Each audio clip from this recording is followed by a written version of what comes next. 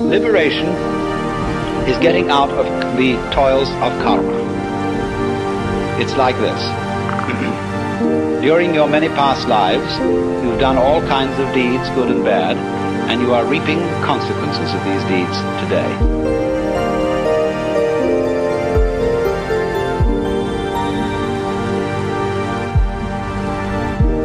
And also today, you're setting up future consequences.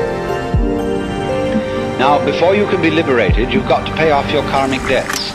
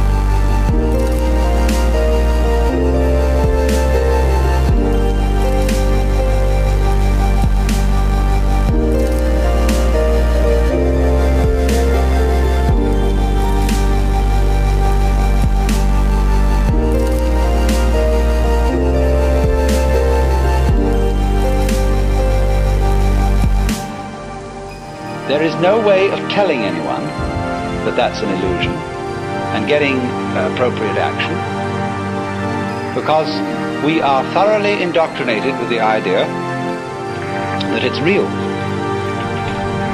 And if I say, well, I'm going to get rid of my ego, that's what the Taoists call beating a drum in search of a fugitive. He hears you coming.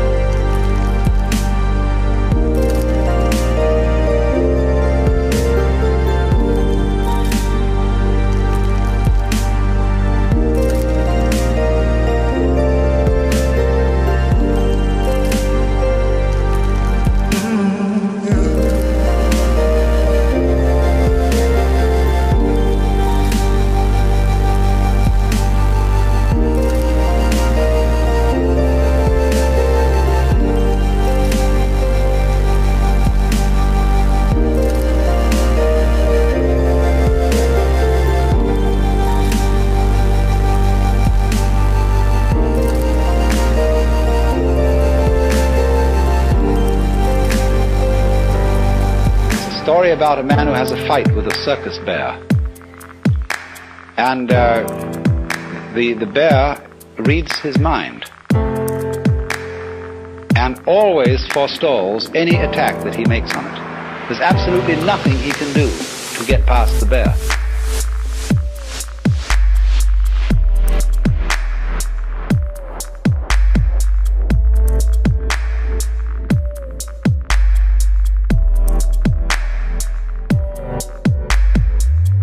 So, in the same way, you might imagine a guru who is a mind reader, and he always knows if you decide before you act, and if you do, you see, the devil will catch you.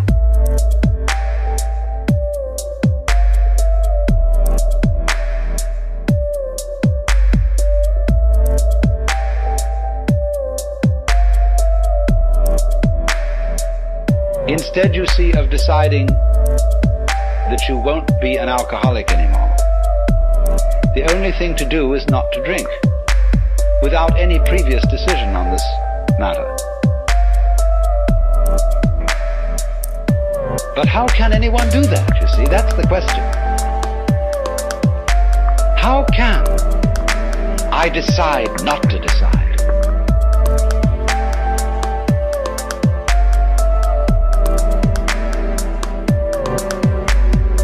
How can I announce that I won't make any announcement without making an announcement?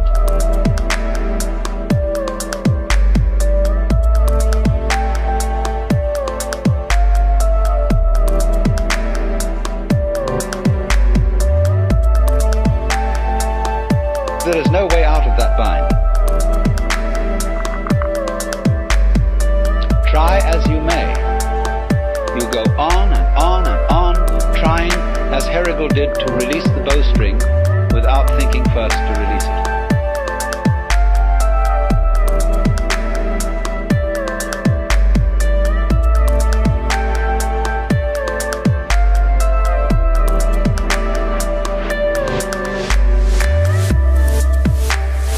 But then, strangely enough, one day the thing happened. He did it.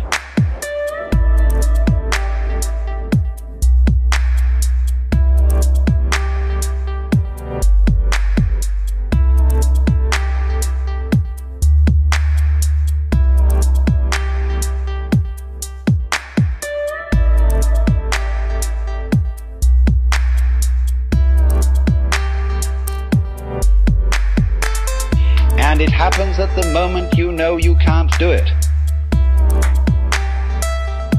When you reach a certain point of despair, when you know that you are the one weird child who will never be able to swim.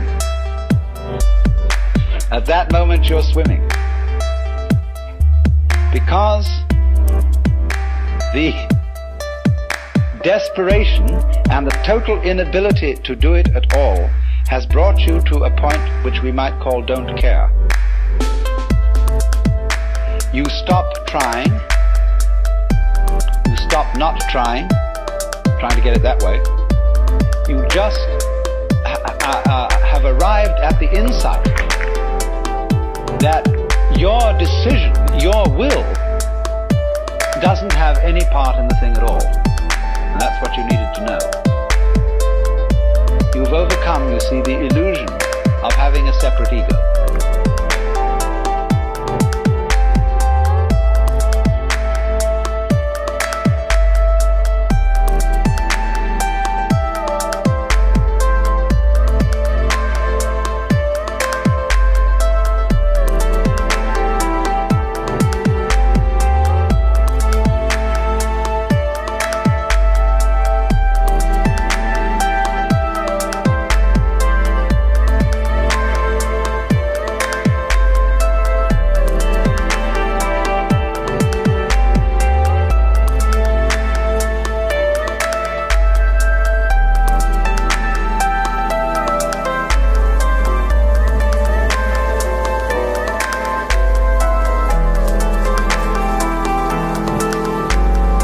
So the ego,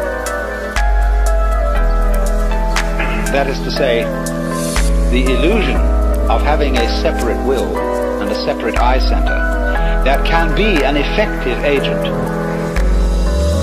that cannot be overcome by a decision which seems to be centered in the ego. You might as well put out fire with fire.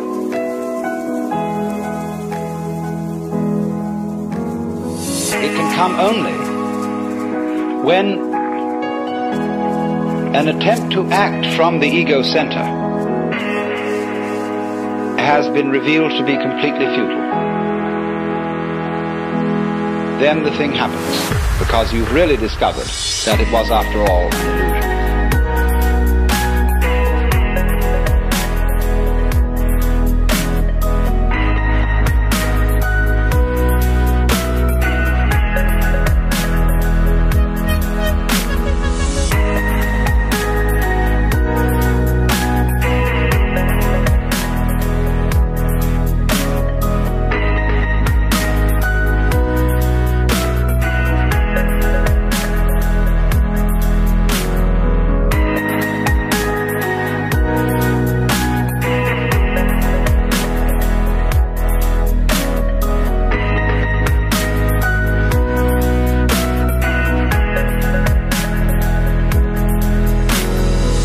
Now be very careful how you formulate this sort of thing philosophically. This could of course correspond to the kind of person who feels unafraid and who feels very free because he's a complete fatalist. A lot of people are, and are very happy in their fatalism. They really feel that they don't do anything, it just happens, and that it's all life, and that when they won't die until it's their time to die, and so why worry?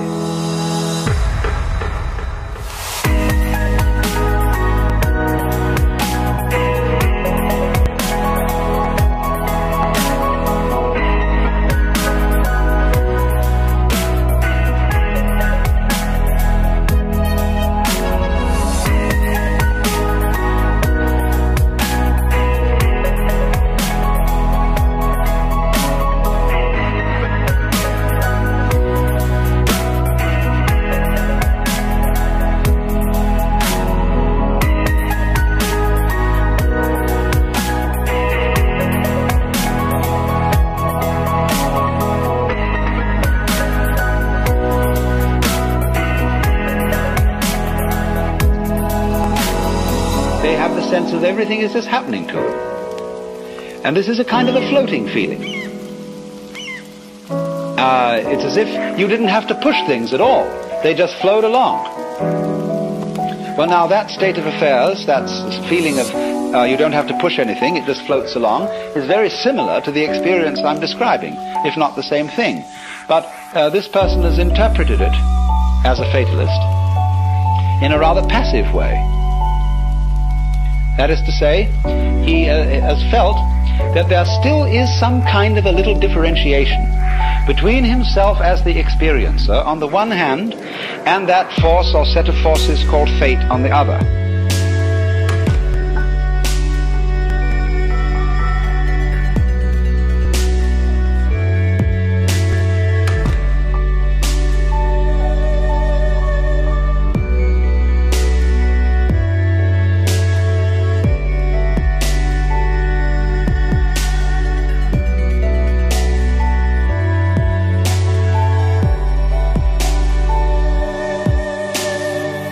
He is pushed around, but he witnesses being pushed around.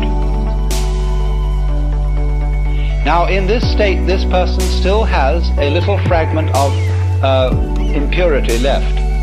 There's still one fly left in the ointment, and that is the sensation of being pushed around.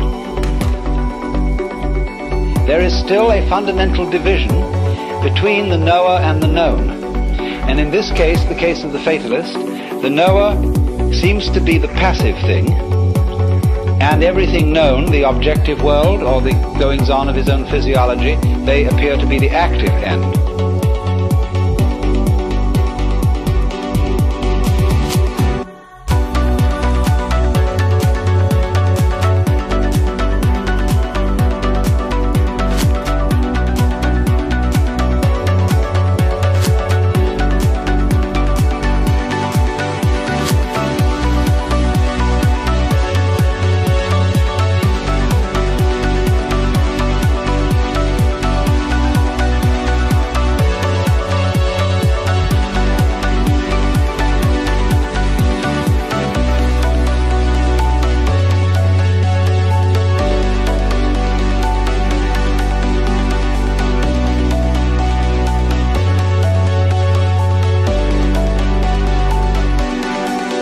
The important thing to find out is this, that the sensation of being the knower and the experiencer of all this is not, as it were,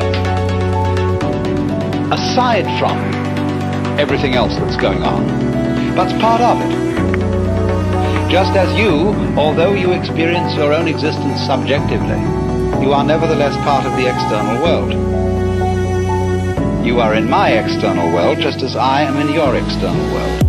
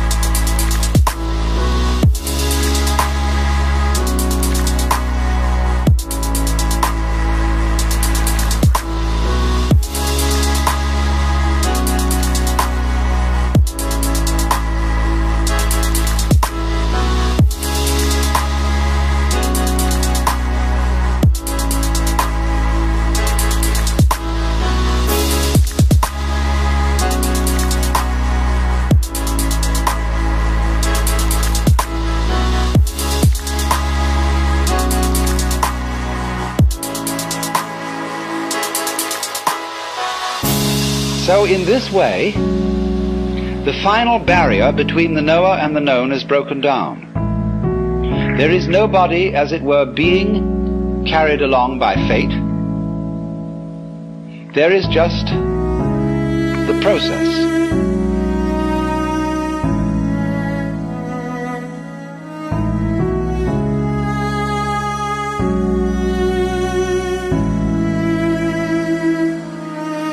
And all that you are is part of the process.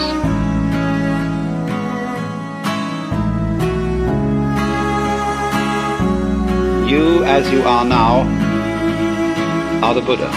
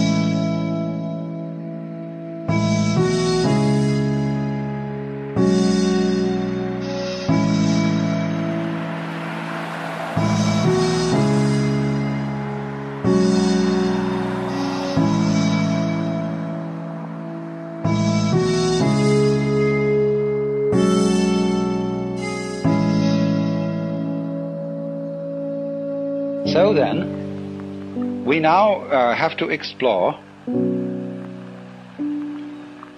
a very important aspect of the Joker as equivalent to Gurdjieff's Sly Man. You see, he points out the four ways: the monk, the fakir, the yogi, and the Sly Man.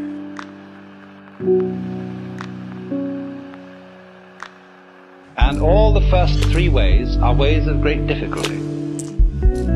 They involve very, very strenuous discipline.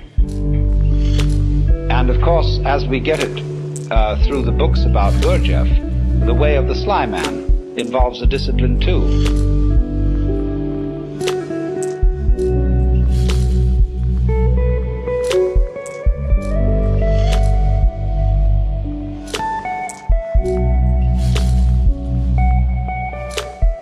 But I think there's more to be said about the way of the Sly Man, because this is very closely connected with the whole approach of Taoism, Chinese philosophy of Wu Wei, or non-aggression, and with what is called in Buddhism the middle way.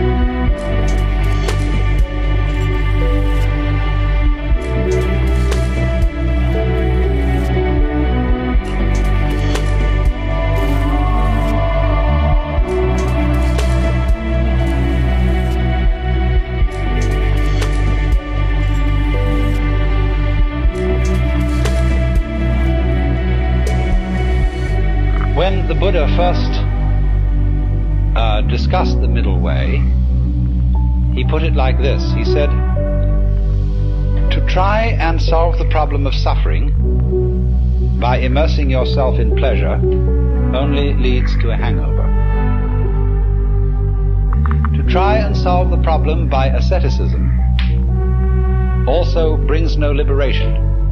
You merely get tied up in a kind of masochism, where you say, I know I'm right just so long as I'm hurting.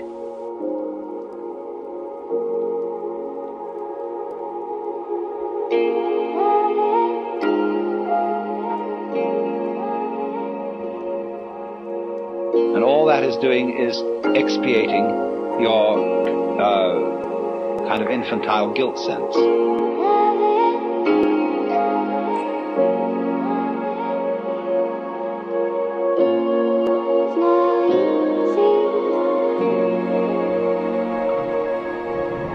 So he said there is a middle way between asceticism on the one hand and hedonism on the other.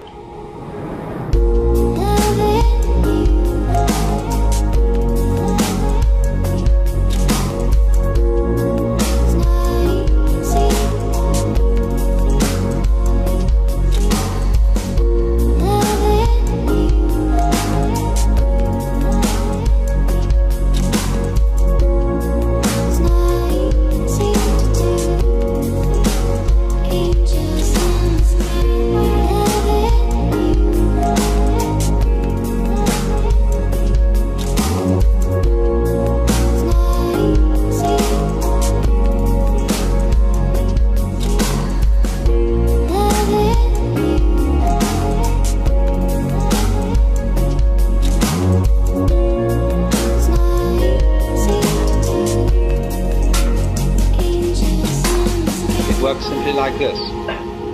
The student brings a problem to the teacher, and he says, I suffer, and it's a problem to me. And the teacher says, you suffer because you desire. If you didn't desire, you wouldn't suffer. So try not to desire. And the student goes away and says, I'm not very successful in this. I can't stop desiring. It's terribly difficult. And furthermore, I find that in trying to stop desiring, I'm desiring to stop desiring. Now what am I to do about that? And the teacher replies, do not desire to stop desiring any more than you can.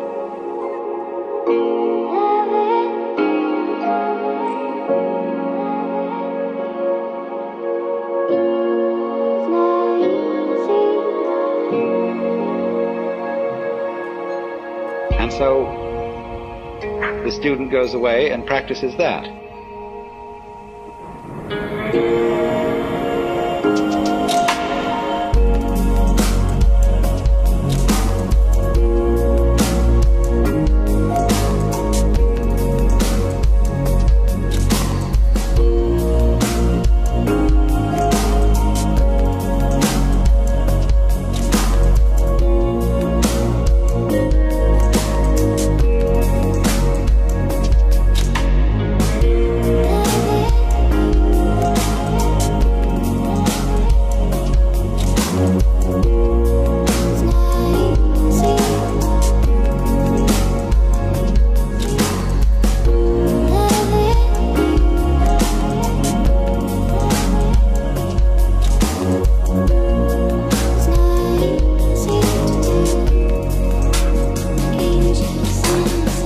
Comes back to the teacher and said, I still find myself desiring excessively to stop desiring, and it doesn't work.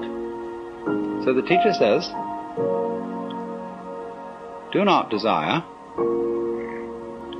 too much,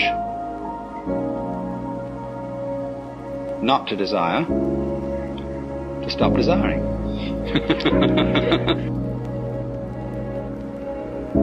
Now do you see what's happening?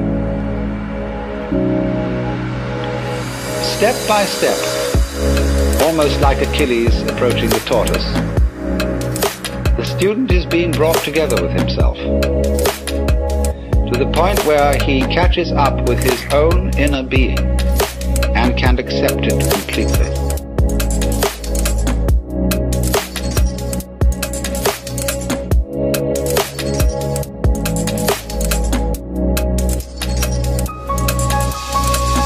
That is, you see, the most difficult thing to do, to accept oneself completely. Because the moment you can do that, you have in effect done psychologically what is the equivalent of saying in philosophical or theological terms, you as you are now are the Buddha. Are the Buddha.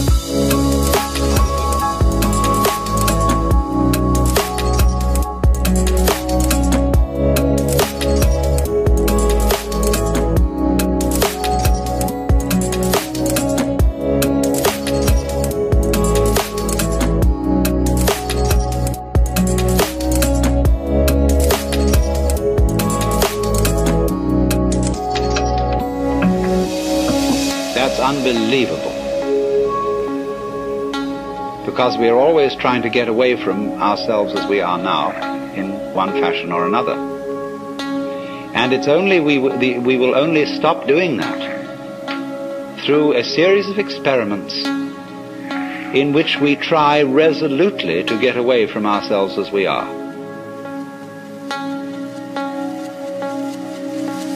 So that is the middle way.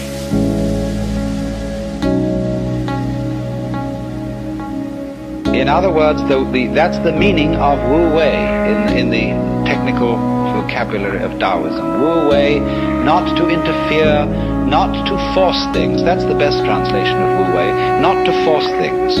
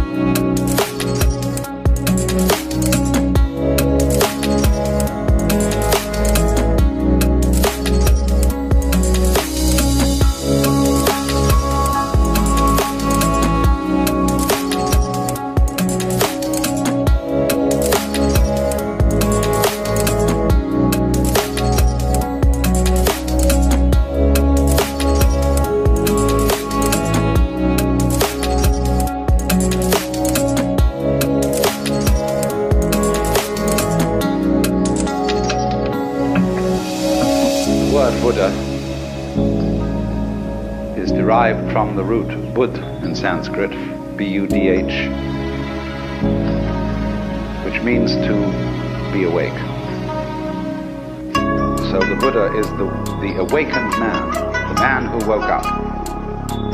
What does he wake up from? Obviously a dream. And what kind of a dream is this? Well, I would call it a state of hypnosis.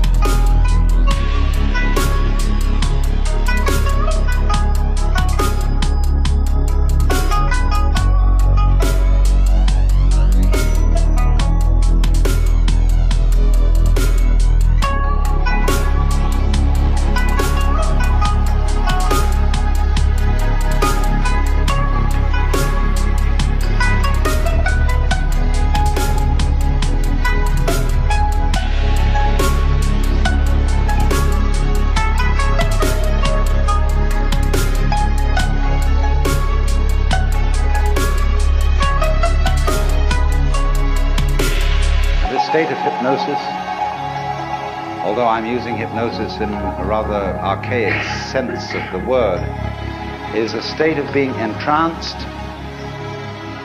spellbound, fascinated, and this is called in Sanskrit avidya.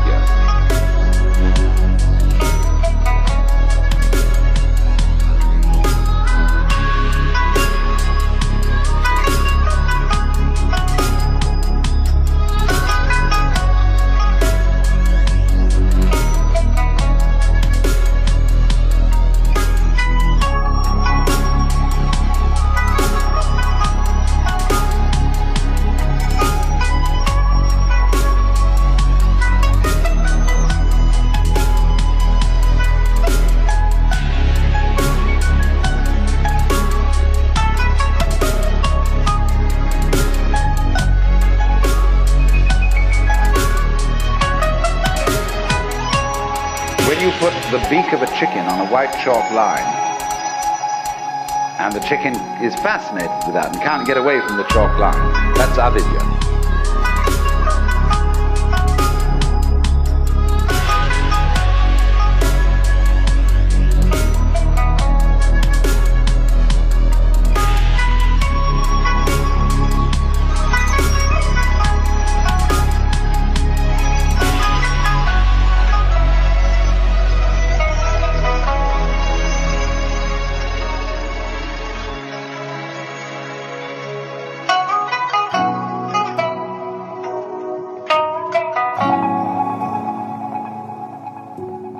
So in the same way, our beaks were put on a chalk line when we were hypnotized into the notion of attending to life by conscious attention alone.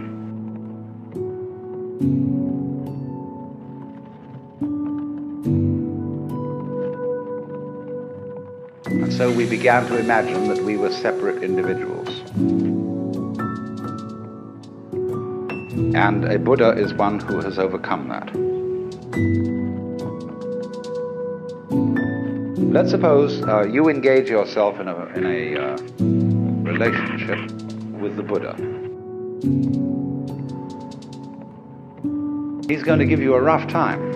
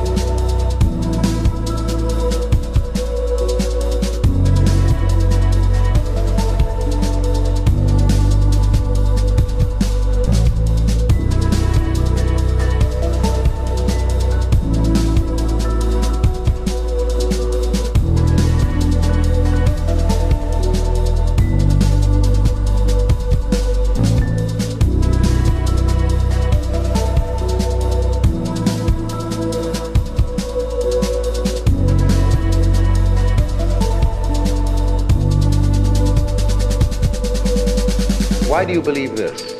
Why are you hanging on to that? Why do you want to insist that this idea is so? See? And he shows you that all your fixed formulations, all the ideas to which you cling, are spurious. And then you suddenly get into a kind of vertigo, dizziness, that you feel suddenly that you're no longer standing on the firm ground, but that the universe has suddenly turned into water, or worse, air, or worse still, empty space. There's nothing to hold on to.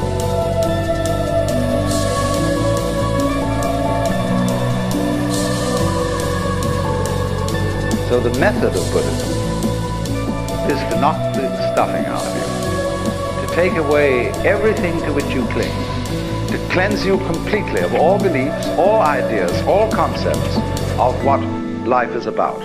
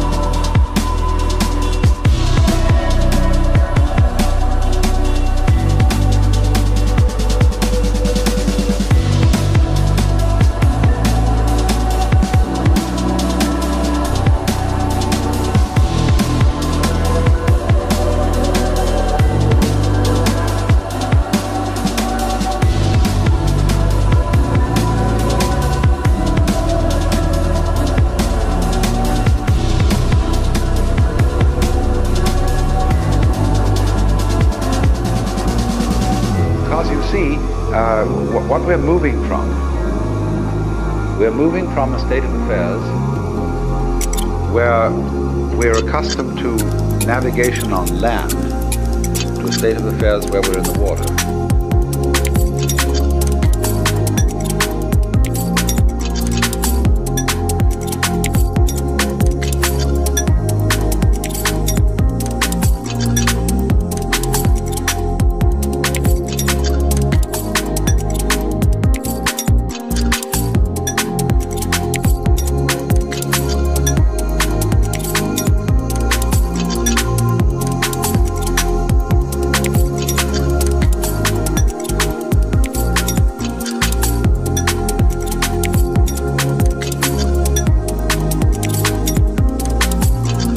This is what Buddhism does.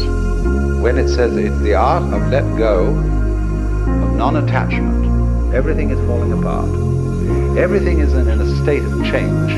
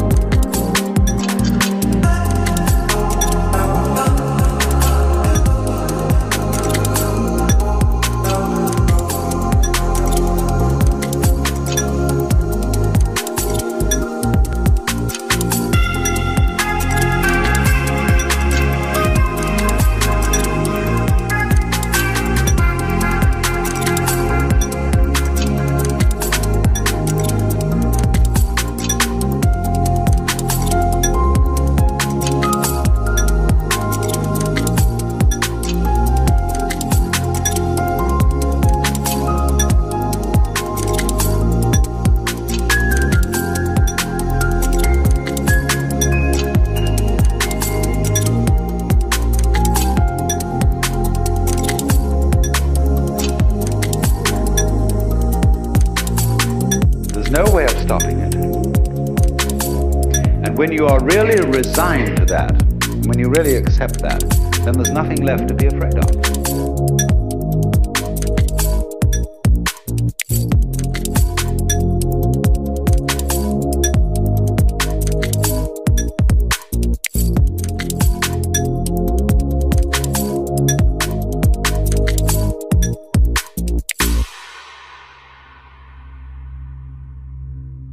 And when there's nothing left to be afraid of, and you've given everything up, everything is perfectly clear.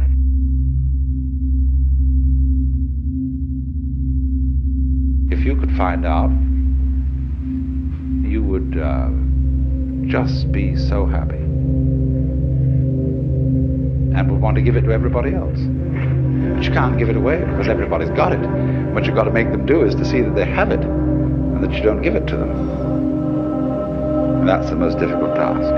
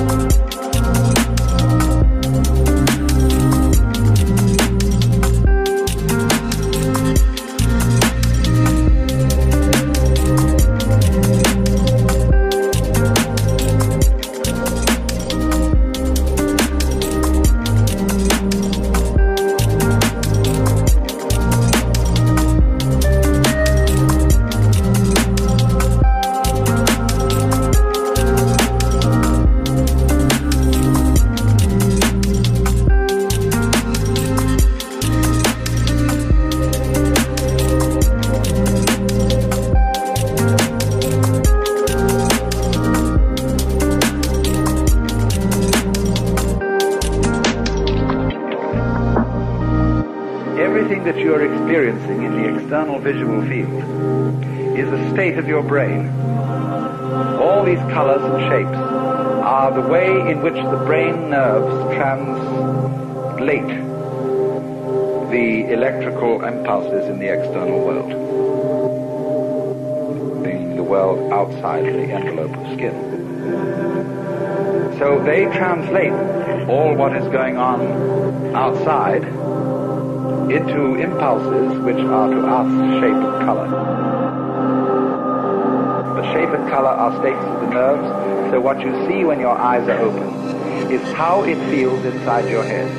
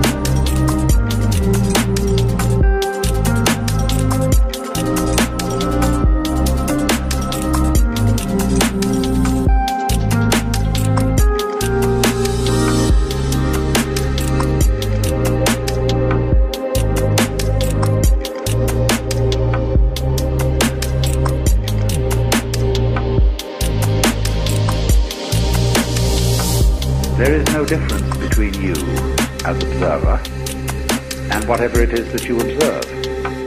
The only thing that is you is the observation of life from a certain point of view.